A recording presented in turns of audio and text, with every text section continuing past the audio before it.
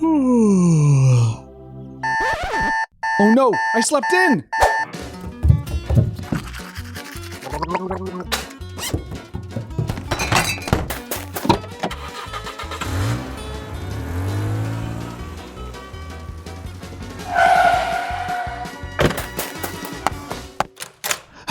I'm here. We can start the show. Wait, where's everybody? Hey, Ryan. Pam, it's the first day back. Where's everyone?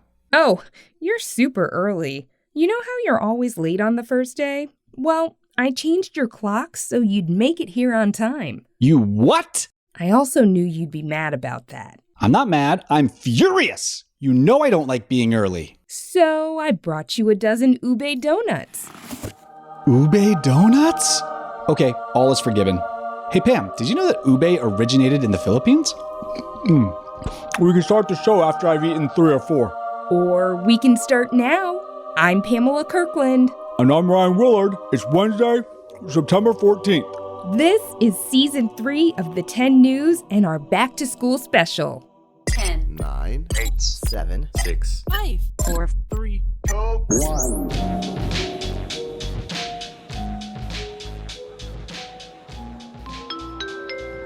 It's that time again. You've got new books, new 3-ring binders, New classes, new teachers, new subjects. new underoos. Ryan! What? You want to feel fresh when you start a new school year? Well, speaking of fresh, the 10 News has had a little freshening up too. That's right. We've got new music, a fancy new logo, and we've jumped into the hosting chairs. With all the new stuff going on, we thought we should provide something old. Old news. What? Not everyone stays up to date on current events, so the 10 News team rounded up the biggest headlines of the summer. Yes, technically it's old news, but as the great scientist Carl Sagan once said, you have to know the past to understand the present. So let's get down with the get down. Here are 10 things you need to know right now. processing. Let's start with the biggest weather headlines. The weather has been extreme this summer. In Pakistan, this year's monsoon rains have been impacted by climate change. It's led to historic flooding, covering 1/3 of the country and impacting over 30 million Pakistanis. Closer to home, flooding in Jackson, Mississippi has caused the city's main water treatment plant to fail, which means the city's residents have no water to drink or even flush toilets. Help? Rampant wildfires have burned thousands of acres in Asia, Africa, Europe, North America, and South America. And currently, in California and Oregon, smoke from multiple wildfires are impacting air quality across the western US and Canada. So far, it's the 6th hottest summer on Earth since we started keeping a record. And for the USA, it's our 3rd hottest summer ever. Not a good record to have. That all sounds a little scary, but there is some good news on the climate. In August, President Biden signed a bill called the Inflation Reduction Act. Despite the boring name, this is one of the biggest steps Congress has taken to tackle climate change. The bill taxes large corporations and invests that money in renewable energy. Woohoo! Now looking at a former president, President Donald Trump is experiencing a bit of trouble with the law. When he left the White House, he and his team took classified documents with them. That is illegal. Okay, that's bad. When contacted about the missing documents, Trump refused to hand them over to the librarians at the National Archives, and so they contacted the Department of Justice and the FBI was sent into his Florida beach resort, Mar-a-Lago. The National Archives, kind of like the Library for America, is tasked with keeping records about everything that happens during a president's time in office, from emails to memos to super top secret documents. So definitely think twice before ignoring an ask from your school librarian. Shh! Going across the ocean to the United Kingdom, Queen Elizabeth II, Britain's longest-serving monarch, died peacefully last week at the age of 96. Aw, man. She was crowned when she was just 25 and ruled for 70 years and 214 days. Her Majesty was famous for her love of dogs, especially corgis. In fact, she's credited with creating the Dorgie breed when her corgi mated with a dachshund owned by her sister, Princess Margaret.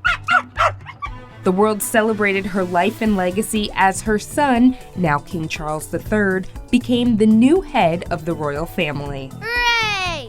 Believe it or not, it's back to school for kids in Ukraine, even in the middle of Russia's war on the Eastern European country. The invasion has been going on for over 200 days, but this weekend marked a big turning point for Ukraine when they took back small Russian-controlled areas in the east. Yes! And Ukraine's grain is on the move again. Ukraine is responsible for 40% of the World Food Programme's wheat supply, but 200 million tons of it had been trapped inside the country because of the war. Bummer. That's 8 of the summer's big news stories. Let's round things out with some weird news. At the end of August, a truck carrying tomatoes spilled about 300,000 of them onto a highway in California. Mamma mia! Soon, the road became a slippery sauce mess and there were several car accidents. Luckily, no one was seriously injured. I wonder if they built a garlic bread sled to lead that delicious cleanup. Your garlic bread dreams might just come true, Ryan, because a few days later, a truck carrying Alfredo sauce crashed, spilling creamy Alfredo goodness all over Tennessee's Interstate 55. Delicious! It took work crews 6 hours to clean up. That is extremely weird and yet incredibly appetizing. And that is the 10 things you need to know from the summer of 2022. Data transfer complete.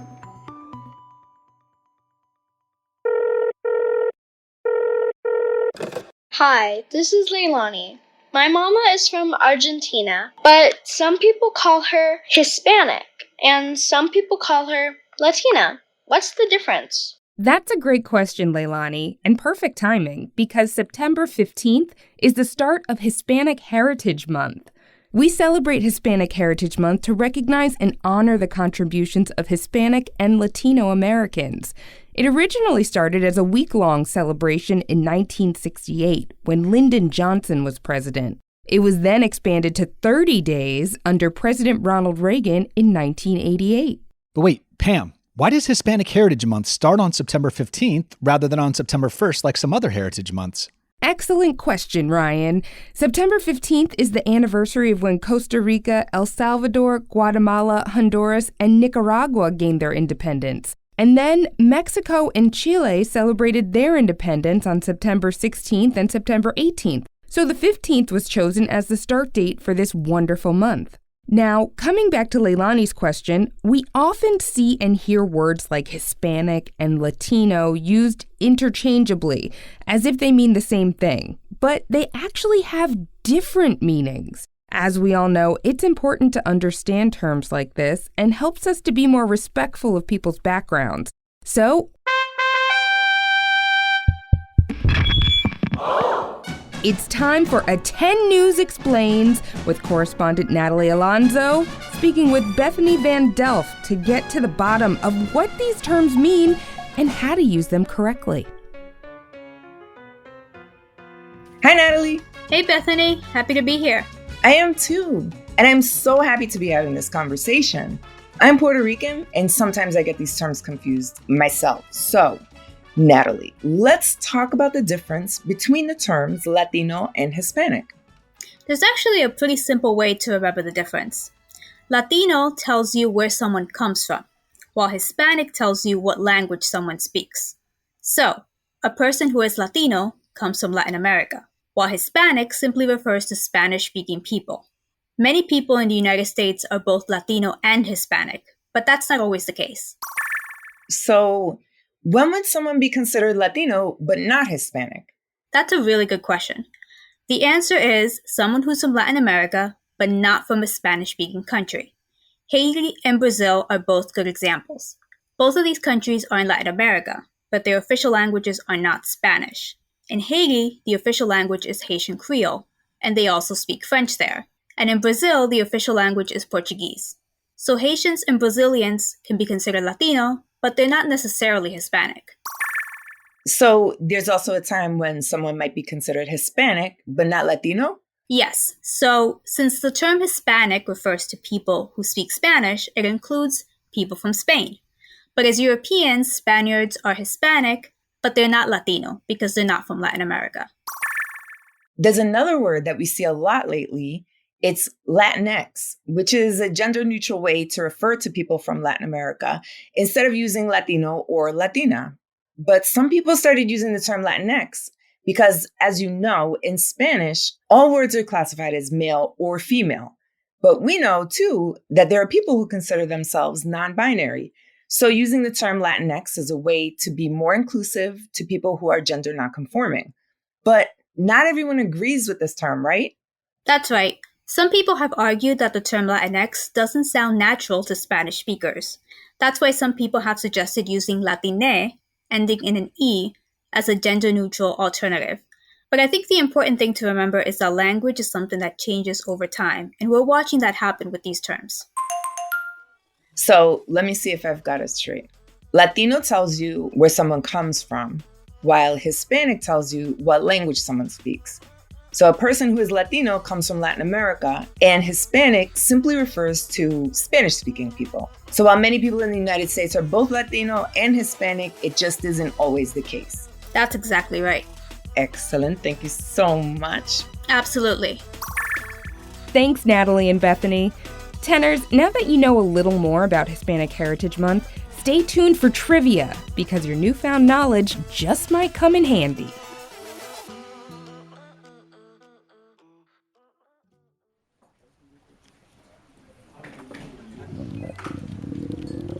Uh-oh. Better get some lunch. Oh, darn it!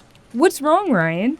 In my rush to get out of the house this morning, because someone changed the clocks, I forgot my lunch. Oh, well, in the office fridge, there's smoked salmon and goat cheese, a croissant with tomatoes and capers, and... Those are all things I do not want. I wasn't finished. Next to the croissant is a cold pepperoni pizza. Speaking of which, did you know the U.S. government considered pizza a vegetable in 2011? For real? Well, I mean, not pizza itself, but in 2011, when Congress upgraded the school lunch standards, pizza sauce was counted towards a serving of vegetables. I love cold pizza, even if it is a vegetable. I'm coming for you, pepperoni! Thanks, Pamela!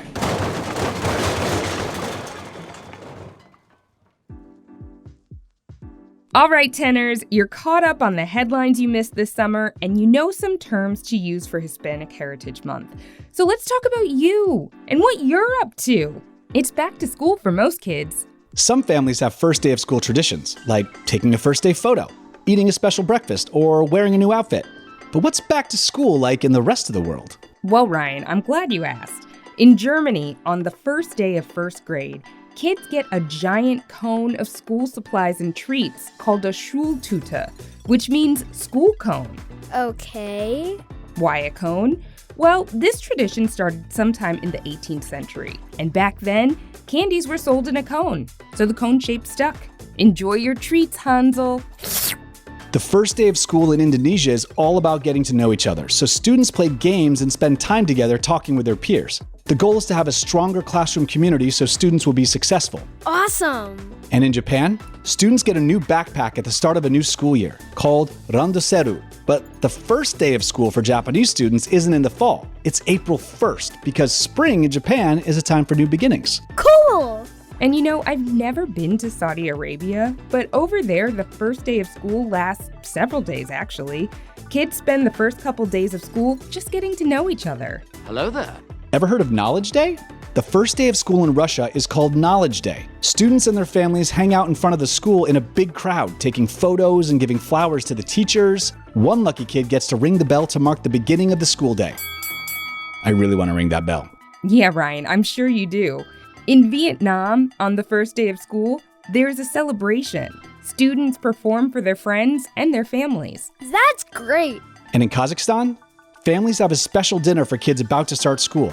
Kids then recite the names of their ancestors going back 7 generations. That's all the way back to their great-great-great-great-great-grandparents. Whoa! Whew, oh boy, that's a lot of greats. How about you, tenors? What are your back-to-school traditions? Did you do something special for your first day back? Well, we want to know. Call 1-877-10-NEWS. That's 1-877-TENNEWS to leave a voicemail or visit the10news.com/contact to send us a voice note.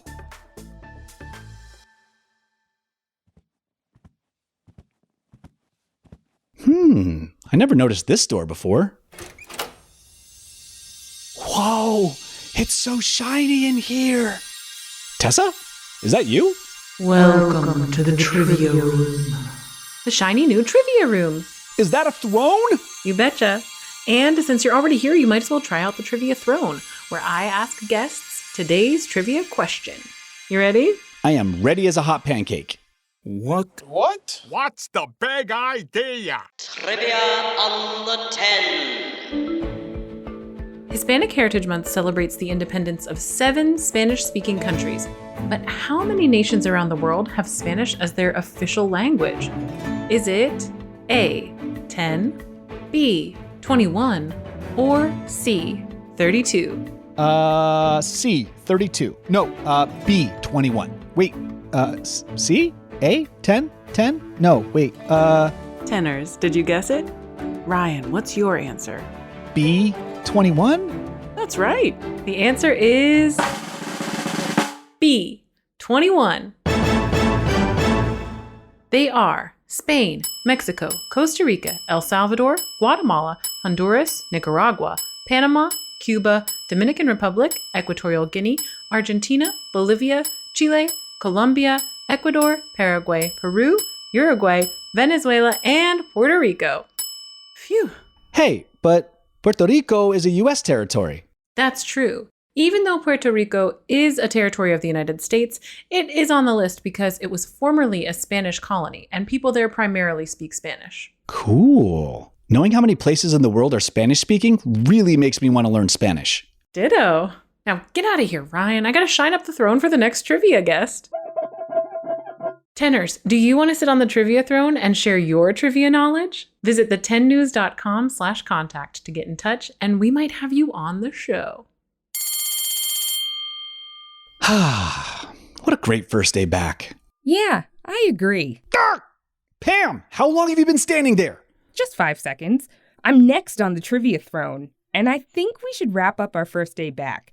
But before we do, here's a quick note for the grown-ups. Minecraft versus Lego, lollipops versus popcorn, Mario versus Pikachu.